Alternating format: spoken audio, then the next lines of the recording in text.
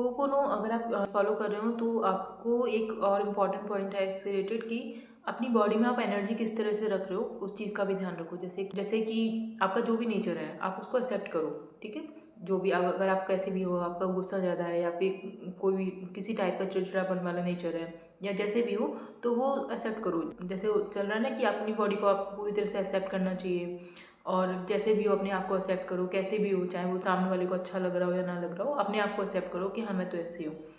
ये ठीक है, लेकिन एक्सेप्ट करने के बाद आपको उसको हील भी करना है। ठीक है, ये बहुत इंपॉर्टेंट पॉइंट है कि अगर आपका नेचर गुस्से वाला है तो उसको एक्सेप्ट करो कि हाँ मेरा नेचर गुस्से वाला है। ठीक है, इस तरह से। लेकिन उसको एक्सेप्ट करने के बाद मतलब मैं तो ऐसे ही हूँ, मैं तो ऐसे ही बोलते ना कि मेरा नेचर तो ऐसे ही है, मैं किसी के लिए चेंज नहीं होने वाला। ये चीज़ आप कहते एक्सेप्ट कर रहे हो तो अच्छी बात है कि आपका आप जो अपना नेचर है वो आप एक्सेप्ट कर रहे हो, लेकिन एक्सेप्ट करने के बाद उसको हील भी करो।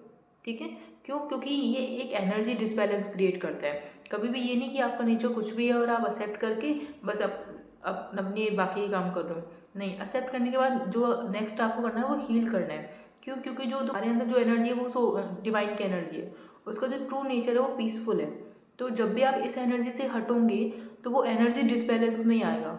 ठीक है, आप कमी के फॉर्म में नहीं देख रहे हो अपने आप को, आप एक्सेप्ट करो कि हाँ मेरे अंदर ये चीज़ है, मेरा नेचर इस टाइप का है और गुस्सा मेरे अंदर ये चीज़ है और मुझे किसी के लिए चेंज नहीं होना।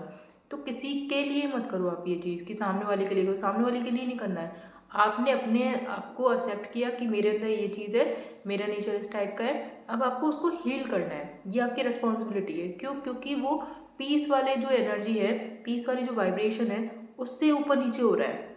ठीक है, अगर वो उससे हटके है तो वो एनर्जी डिसबैलेंस क्रिएट करेगा। एनर्जी डिसबैलेंस होगा तो ऑब्वियस बात है वो रिप्ले फिर किसी ना किसी फॉर्म में रहेगा आपकी बॉडी में। ठीक है, आपकी लाइफ में किसी ना किसी तरह से वो रिप्ले होगी।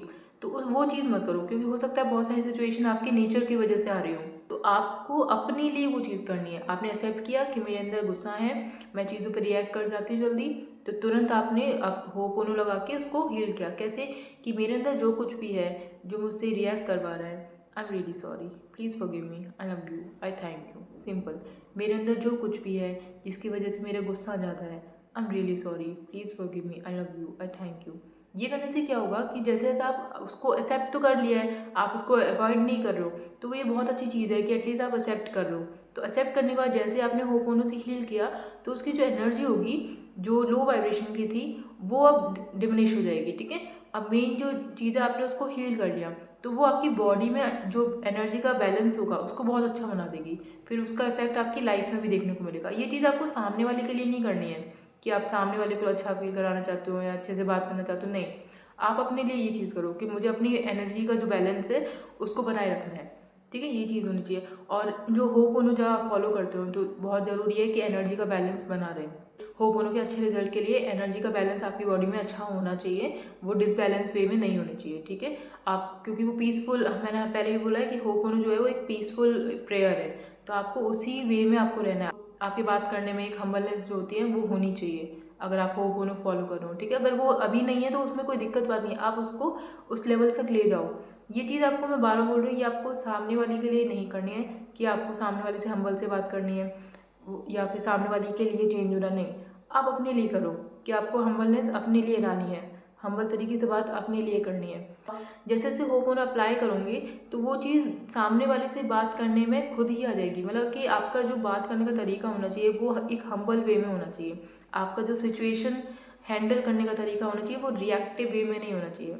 वो भी आपको पता होना चाहिए कि किसी भी सिचुएशन को इस तरह से मुझे अब हैंडल करना है। आप पहले से क्यों? क्योंकि पहले तो आपको पता नहीं था कि अंदर स्टोर्ड होती है मेमोरीज, आप किस तरह से रिएक्ट कर रहे हो, लेकिन अब आपको ये चीज़ें बहुत अच्छे से पता है। तो जब पता है उसको अप्लाई करना भी सीखो अपनी लाइफ में। ठीक है, अपनी जो बॉडी है उस पर अप्लाई करना सीखो। पहले कोई सिचुएशन आती थी आप रिएक्ट कर देते थे, तो पहले तो आप पे ऑप्शन नहीं था। अब आपको पता है कि अब सिचुएशन आ रही है मेरे सामने, अब मुझे इसको हैंडल करने के दो ऑप्शन है, या तो मैं पुराने तरीके से कर सकती हूँ या फिर मेरे पास चॉइस है कि मैं इसको हैंडल जिस तरह से अच्छे से करते हैं, हम्बल वे में करते हैं, या फिर जिस समझदारी से करना चाहिए वो चीज़ मैं हैंडल करूँ।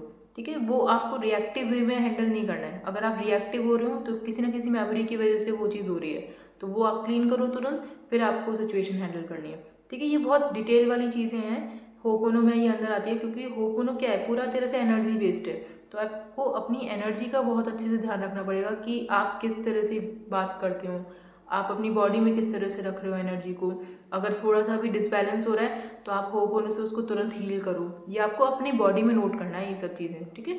तो आपका जैसे जैसे आप होपोनो में आगे बढ़ोगे आपकी बात करने में बहुत अच्छी हम्बलनेस आएगी, सामने वाला उस वाइब को नोट कर पाएगा तुरंत, ठीक है। आपको बोलने की जरूरत नहीं पड़ेगी कि आप सामने वाले से अच्छे से बात करो, बिल्कुल भी नहीं। आपकी प्रेजेंस ही सामने वाले को बहुत अच्छे से नोट हो जाएगी। क्यों? क्योंकि आपकी वाइब बहुत अच्छी निकलेंगी, ठीक है। वो चीज़ होपोनो से धीरे धीरे हो जाती है। आप जैसे बस अभी से स्टार्ट करो इस चीज़ को अप्लाई करना, हील करना, रिजल्ट जो होगा वो टाइम के साथ आपको मिल जाएगा। ये इंपॉर्टेंट था क्योंकि होपोनो एक पीसफुल प्रेयर है, तो आपको सब चीज़ें उसी वे में एनर्जी में रखनी पड़ेंगी आपको, ठीक है।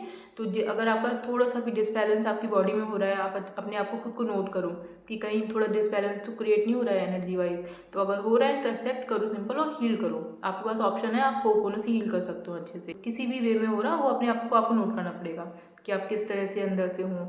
अगर कुछ हो रहा है ऊपर तो एक्सेप्ट करो, सिंपल सा होता है। आप उसको बस होपोनो करो, हील करो, सिंपल, ठीक है। बार नोट करिए ये चीज़ आप सामने वाले के लिए नहीं कर रहे हो, आप अपने लिए कर रहे हो, ठीक है।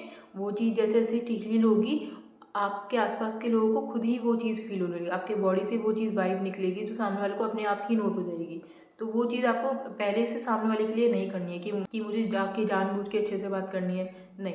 आपको जैसे जैसे आप अपने आप को हील करते जाओगे आपके बात करने के तरीके में हम्बलनेस खुद ही आती जाएगी। सामने वाले को वो जो वाइब होगी वो अपने आप फील होगी, ठीक है। तो आप ये चीज़ जो होती है अंदर से एक रिलैक्स फील होना, एक पीसफुलनेस फील होना, वो होपोनो के लिए बहुत ज़रूरी है। आप इस अपने आप को नोट करो कि अंदर से क्या चीज़ें चल रही हैं, क्या डिसबैलेंस क्रिएट हो रहा है एनर्जी में, और जैसे ही एक्सेप्ट किया कि हाँ ये चीज़ है बॉडी में प्रेजेंट, तुरंत उसको होपोनो से हील किया, ठीक है। हीलिंग बहुत ज़रूरी है ताकि हो सकता है आप चीज़ें बहुत अच्छे से कर रहे हो, सिर्फ अंदर वो जो डिसबैलेंस है उसकी वजह से कुछ ब्लॉकेज आ रही हो, तो वो चीज़ इससे हट जाएगी होपोनो करके। तो इस तरह से आप अपने आप को नोट करो कि क्या क्या चीज़ें हैं जो एनर्जी डिसबैलेंस क्रिएट कर रही हैं, उसको होपोनो से हील करो। Thank you so much.